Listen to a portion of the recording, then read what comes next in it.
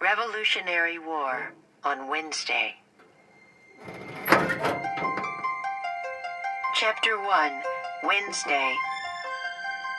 "Wake up, Jack," Annie whispered. Jack opened his eyes. He looked at his clock. It was 6 a.m. "Come on," Annie whispered. She was standing at his bedroom door, already dressed. "Now?" said Jack. "Yeah, it's Wednesday. We have to go to the treehouse," she said. "Oh man, Wednesday," said Jack. Suddenly he was wide awake. "We have to help save Camelot," said Annie. I know, said Jack, scrambling out of bed. "Meet you out front," said Annie. Jack quickly changed into his jeans and t-shirt. He threw his notebook and pencil into his backpack. Then he slipped down the stairs and out the front door. Annie was waiting in the gray early light. "All set?" she whispered. "Yep," said Jack. They took off running across their yard. They ran down their quiet street and into the Frog Creek woods. Soon they came to the treehouse. They climbed up the rope ladder. In the early light, they saw Morgan's note, the same note they'd found on Sunday. Jack picked it up and read aloud. "Dear Jack and Annie, Camelot is in trouble. To save the kingdom, please find these 4 special kinds of writing for my library. Something to follow, something to send, something to learn, something to lend.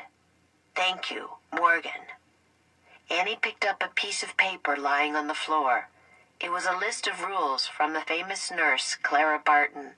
They had met her on their journey to the Civil War. "On Sunday we found the first special writing," said Annie. "Something to follow." "Yeah," said Jack. "And now we need to find the second thing, something to send." He picked up a book lying near the note. The cover showed soldiers on a snowy riverbank. The title was The Revolutionary War. Jack frowned. "Uh-oh," said Annie. "Another war," said Jack, sighing. "You still want to go?"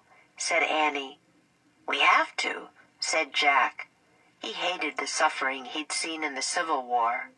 But they had no choice. They had to help Morgan and save Camelot. He pointed at the cover of the book. "I wish we could go there," Jack said. The wind started to blow. The treehouse started to spin. It spun faster and faster. Then everything was still, absolutely still. Chapter 2, Day or Night. Jack shivered. The wind blew hard. "It's cold," he said. He could see his breath in the air. "Wrap your scarf tighter," said Annie. Jack looked down. He had a wool scarf around his neck. He was also wearing woolen pants that buttoned at the knees, a coat, and a hat with 3 corners. On his feet were funny-looking shoes with buckles. In place of his backpack was a leather bag. Annie was wearing a long coat over a long dress. Jack pulled his scarf tighter. Then he looked out the window with Annie. They'd landed in trees near an icy river. The sky was gray and heavy with clouds. "It's almost day, or almost night, I can't tell," said Annie. "Yeah, I hope it's almost day," said Jack. "I wonder where we'll find something to send," said Annie. Jack shrugged. "First we have to find the Revolutionary War," he said. He opened their research book. By the gray light, he read, "Over 200 years ago, the United States was made up of 13 colonies ruled by Britain. From 1775 until 1782, American patriots fought for independence from Britain. This was called the Revolutionary War." Jack took out his notebook. He wrote, "American patriots fight for independence from Britain." Jack turned the page. There was a picture of soldiers in red uniforms. He read aloud. "During the Revolutionary War, British soldiers wore red uniforms. For this reason they were called redcoats." Jack wrote in his notebook, "British equal redcoats." "Wow, snow," said Annie. Jack looked up from his writing. Annie was holding her hand out the window.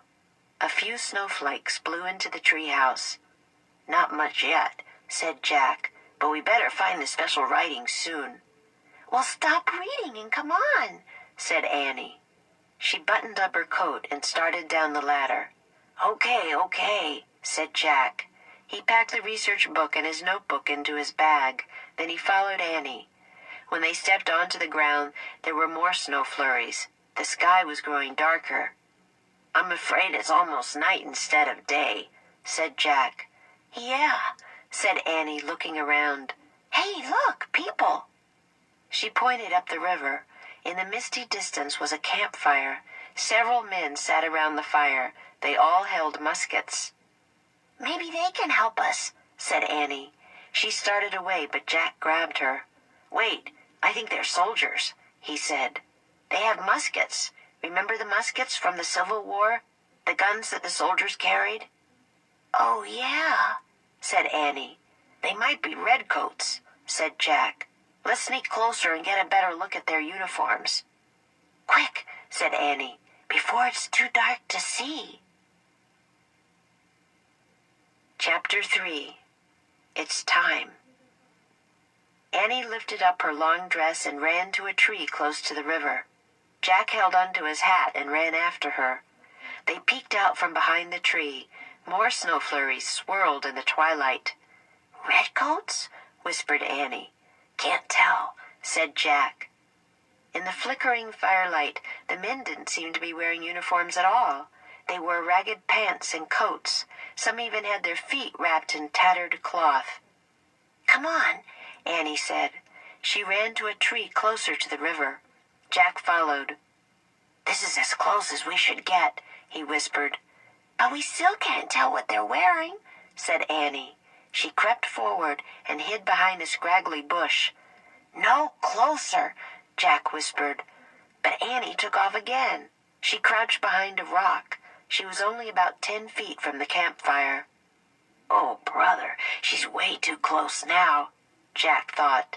But he took a deep breath and ran to the rock. When he joined Annie, she looked at him and grinned. "This is like hide and seek," she whispered. "It's not a game, Annie," Jack whispered back. "It's war. Be serious." "I am serious," said Annie, her voice rising. "Shh," said Jack. But it was too late. One of the men stood up and looked around. "What's the matter, Captain?" another asked. "I heard something," said the captain. He held up his musket. Jack stopped breathing. "Who's there?" the captain shouted. Jack looked at Annie. She shrugged. "We're caught," she whispered. "Who's there?" the captain shouted again. "Just 2 kids," Annie answered in a small voice. "Come out and show yourselves," the captain said. Jack and Annie stood up from behind the rock. They both held up their hands. "We come in peace," said Annie. In the shadowy twilight, the captain moved toward them. "Who are you?" he asked. "We're Jack and Annie," said Annie.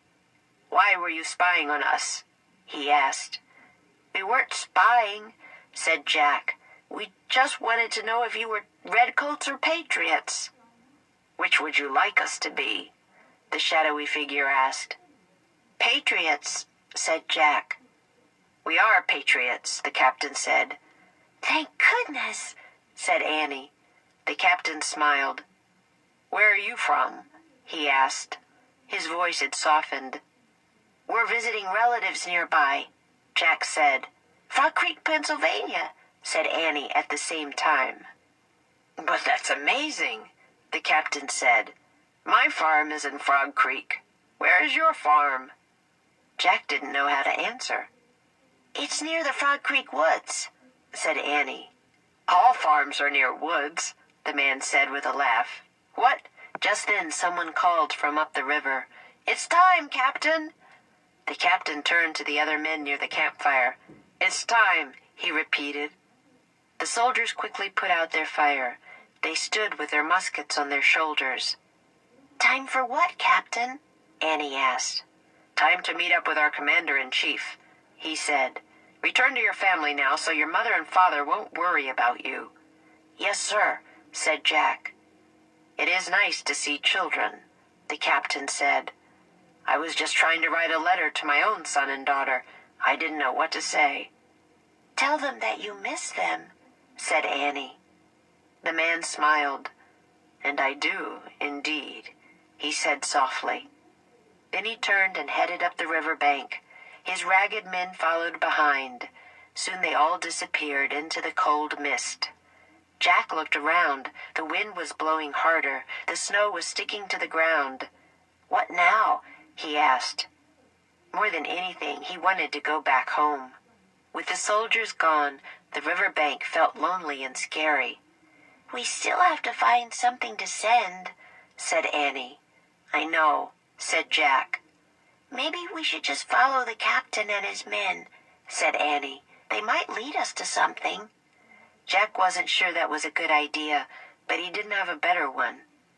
"Okay, but let's try not to get caught this time," he said. He and Annie took off through the frozen twilight, following the snowy footprints of the American patriots. Chapter 4. Commander-in-Chief. Jack and Annie ran along the river bank. The wind whooshed over the cold water. Wet snowflakes hissed in the dark. But then Jack heard other sounds. He heard voices, lots of voices. He and Annie soon came upon hundreds and hundreds of soldiers gathered near the dark river. Many carried oil lanterns. The lanterns gave an eerie glow to the snowy twilight. "The captain and his men must be here somewhere," said Jack, looking around. Boats like giant canoes were tied near the river. Men were leading horses and loading cannons onto the boats. "What are they all doing?" said Annie. Jack pulled out their Revolutionary War book. He read in a whisper. "On Wednesday, December 25th, 1776. "December 25th? That's Christmas," said Annie. "Today's Christmas." "Cool," said Jack. He started reading again. "On Wednesday, December 25th, 1776, the Patriots were losing the war. Ragged and weary, many were ready to give up. Then something began to happen that would turn the war around. About 2,400 American patriots gathered on the west bank of the Delaware River in Pennsylvania. They prepared to cross the river to go on a secret mission." "A secret mission? Oh, man," said Jack. He started to pull out his notebook. "Attention, troops, the commander-in-chief," a soldier shouted. Jack and Annie saw a man in a dark cape and a three-cornered hat ride up on a white horse. The commander-in-chief loomed above the crowd of soldiers. His cape flapped in the wind. He sat calmly and with dignity on the back of his horse.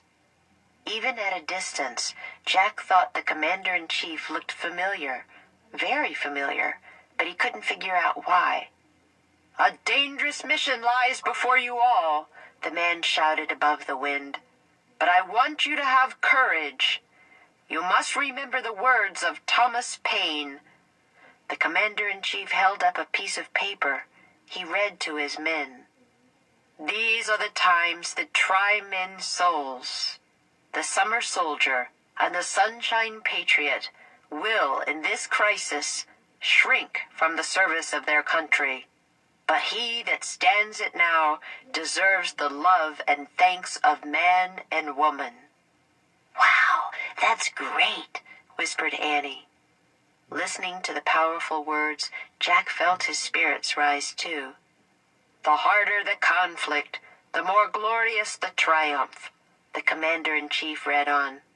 "What we obtain too cheap, we esteem too lightly. It is dearness only that gives everything its value."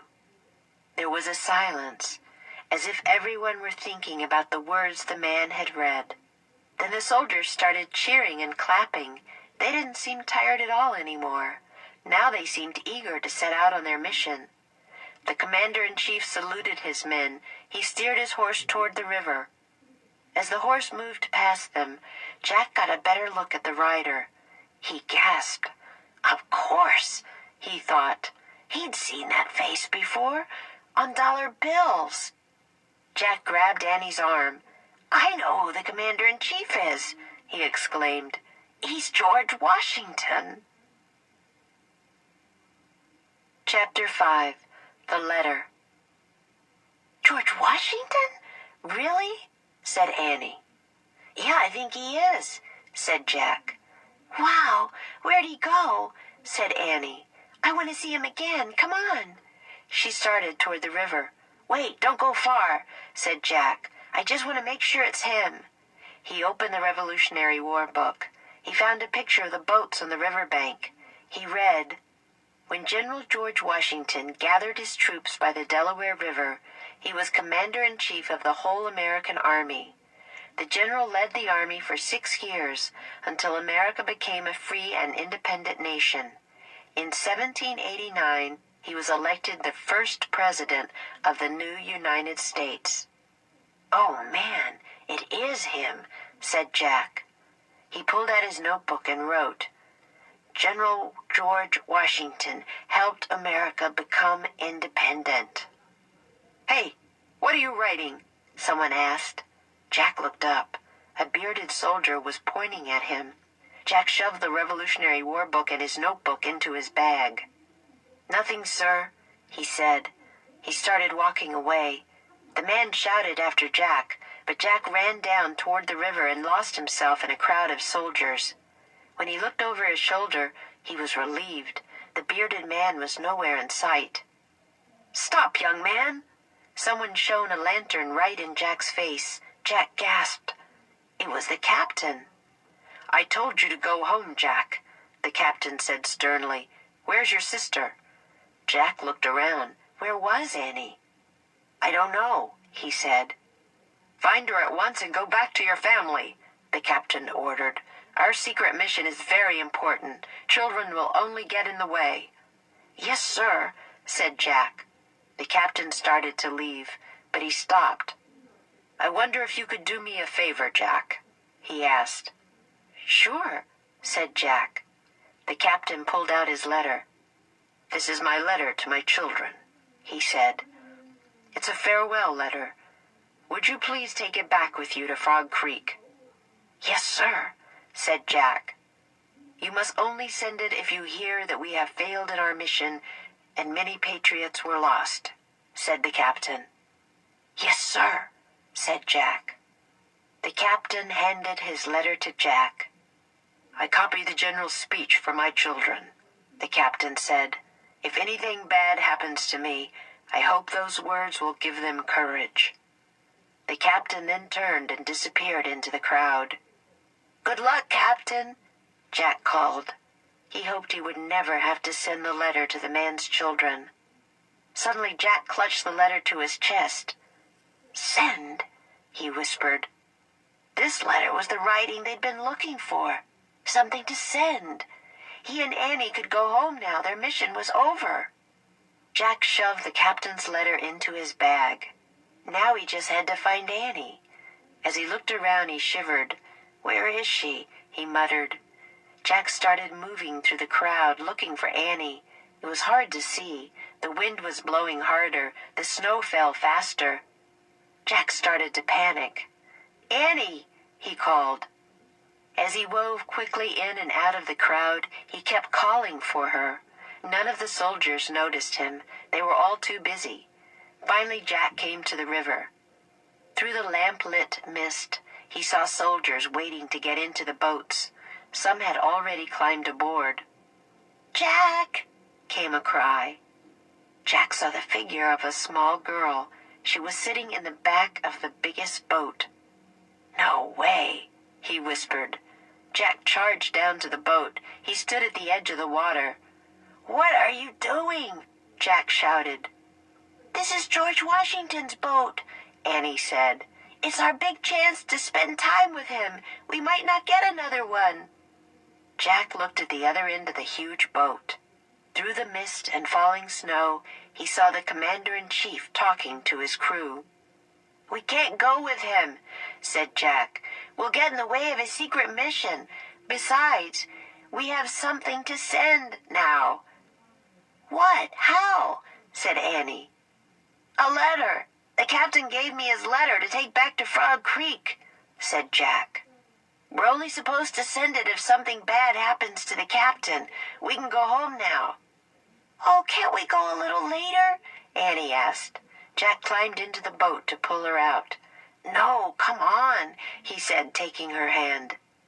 Suddenly the crew moved to the back of the boat near Jack and Annie. The men grabbed their oars and started pushing the boat away from the shore. We're taking off, said Annie. No, we have to get out, Jack said to the rowers.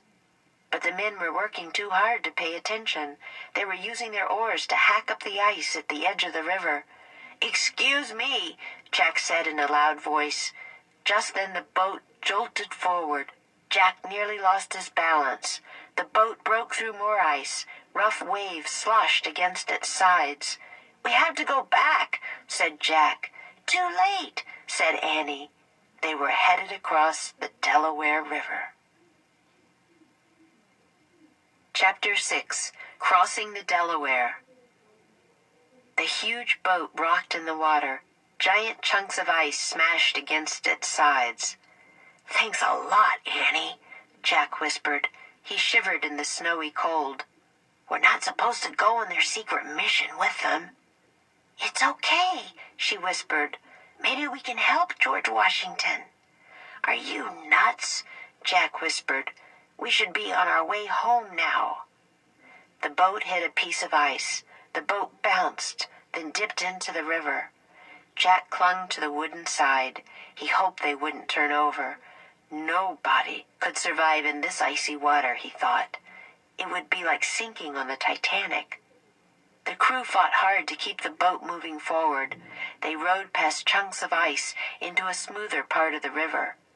Light from oil lamps shone on the water, making the ice chunks behind them glow like huge, glittering jewels.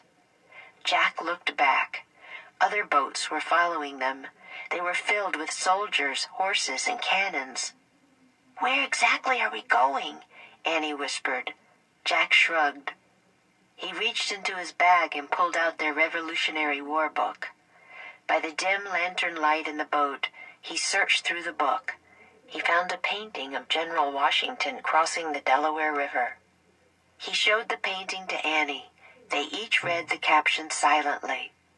After George Washington crossed the Delaware, he led his men on a 9-mile march to a British post.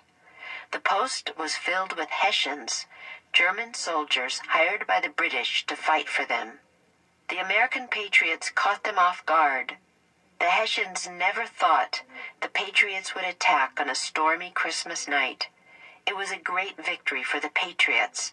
They captured almost 1,000 Hessians. Hardly any of Washington's men were lost.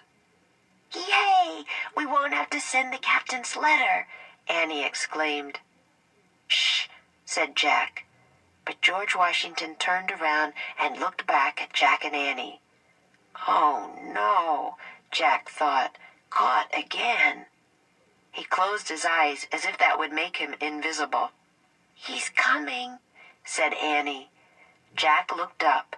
George Washington was making his way back toward them. In the next moment, the commander-in-chief loomed above them like a giant shadow. Children? He asked in a quiet, angry voice. Sorry, Jack squeaked.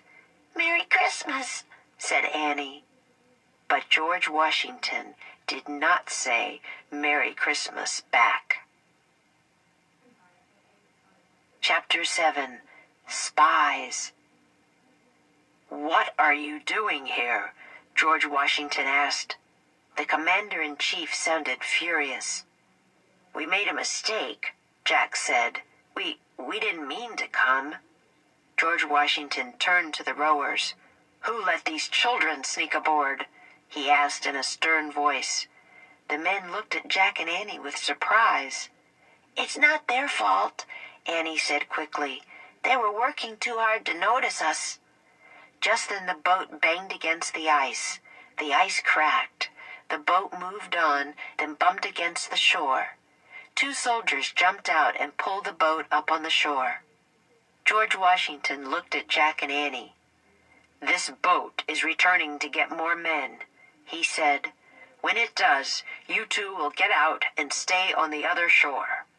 "Yes, sir," said Jack. He felt very embarrassed.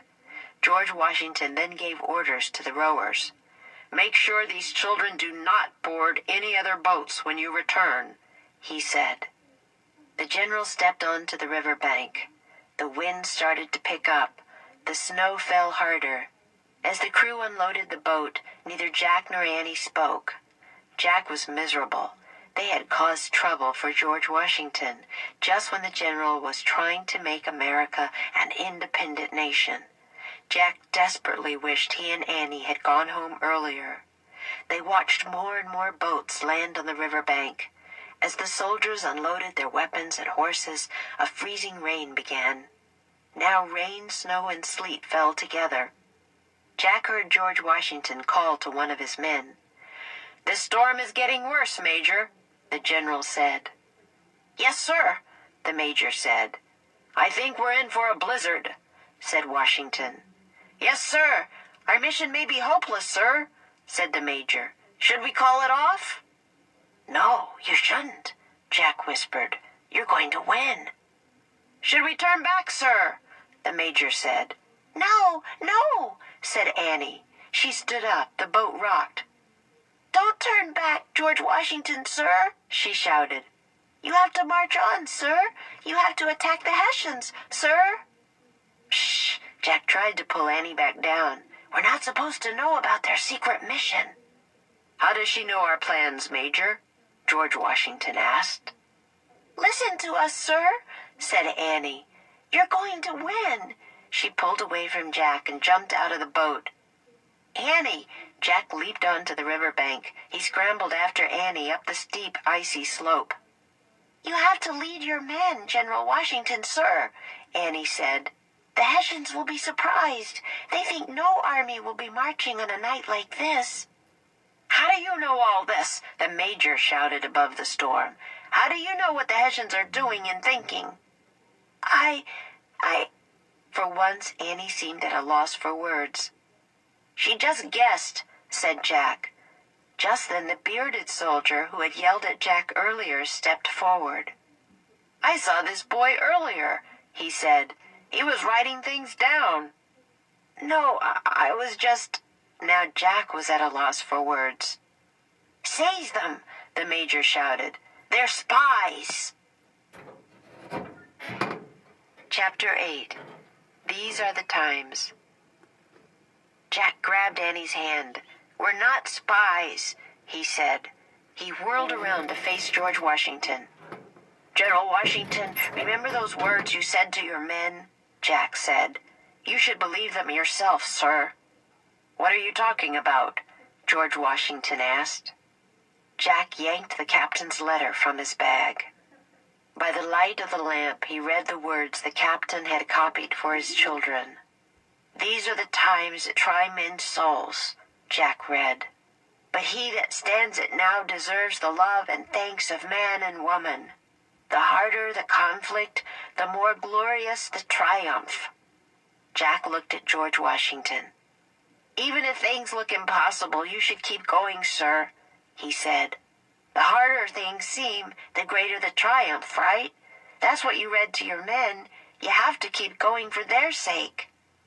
"Yes, and you have to keep going for our sake," said Annie. "For the sake of the future children of America, sir." As the wet snow hissed about them, George Washington stared a long moment at Jack and Annie. Finally, he put a hand on each of their shoulders. "I do not know who you are," he said. "I do not know how you know what you know. But I believe you. For your sake, and for the future children of America, we will march on." "Yay!" cried Annie. "Yay!" said Jack softly. He sighed with relief and put away the captain's letter. "Now get back in the boat," said George Washington. "You must leave the fighting to us, to me and my men." Jack felt very grateful to George Washington and his whole army.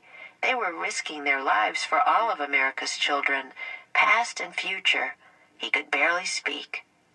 "Thank you, sir," said Annie. "Thank you both for telling me to listen to my own advice," said George Washington. He called to the rowers waiting in the boat. "Take good care of these two." George Washington climbed onto his horse. He looked down at Jack and Annie. "Merry Christmas," he said. Then the commander-in-chief rode away into the stormy darkness. Chapter 9. Flash. "All aboard," one of the rowers called. Jack and Annie hurried down the steep river bank. They climbed back into the boat. The crew pushed away from the shore. The boat started back through the icy, churning waters of the Delaware River. Jack was freezing in the sleet and snow, but he didn't worry about that now. He was thinking instead about how they had helped George Washington. He was thinking about how they had helped keep history on its course. Jack felt great. When they got to the river bank, Jack and Annie jumped out of the boat. "Thanks," Jack yelled to the rowers. With the wind at their backs, Jack and Annie took off through the blizzard. They ran down the icy bank of the Delaware River. Thunder rumbled in the snowy sky. Lightning zigzagged over the woods. "How will we find the treehouse?" cried Annie. "I don't know," said Jack. "But don't worry, we'll find it." He felt very confident now, after meeting George Washington, after being thanked by George Washington. He and Annie ran on through the rain and the snow and the sleet. They ran along the river bank until a bright flash of lightning lit up the sky. Then Jack saw it. The treehouse was directly to their left, high in a tall tree covered with snow. "Over there!" he shouted. Jack and Annie ran toward the edge of the woods. In the dark, Jack looked up, searching for the treehouse. Lightning lit the woods again. Jack saw the rope ladder flapping wildly in the wind. He grabbed it. "Annie!" he called. "Here," she said. "Let's go," he said. They climbed up the swaying ladder and scrambled into the treehouse. They were soaking wet and covered with slush and snow. Annie grabbed the Pennsylvania book. "I wish we could go there," she shouted. The wind blew even harder. The treehouse started to spin. It spun faster and faster. Then everything was still. Absolutely still. Chapter 10. This Peaceful Place. Gray early light spilled into the treehouse. Birds sounded in the woods. The summer wind felt warm and gentle. Jack and Annie were wearing their nice dry clothes again. "Oh, man," said Jack. "It's good to be home." "Yeah," said Annie, sighing. "Back in this peaceful place." Jack pulled the captain's letter out of his pack. He turned it over. It was addressed to Molly and Ben Sanders, Apple Tree Farm, Frog Creek, Pennsylvania. "Molly and Ben lived on a farm near these woods over 200 years ago," said Jack. Annie gently touched the letter. "Your dad is going to make it home, kids. He misses you," Annie whispered, as if she could send comforting words back through time. Jack carefully placed the special writing from the Revolutionary War next to the writing from the Civil War. "Look," said Annie. She picked up a note lying in the corner. It said simply, "Come back on Tuesday." "Another message from Morgan," said Annie. Jack smiled. He pulled on his pack. "See you on Tuesday, Treehouse," he said. He started down the rope ladder. Annie followed. In the early daylight, they ran through the Frog Creek woods. Then they ran down their street. They climbed onto their porch and rested against the railing. They looked out at the dawn sky.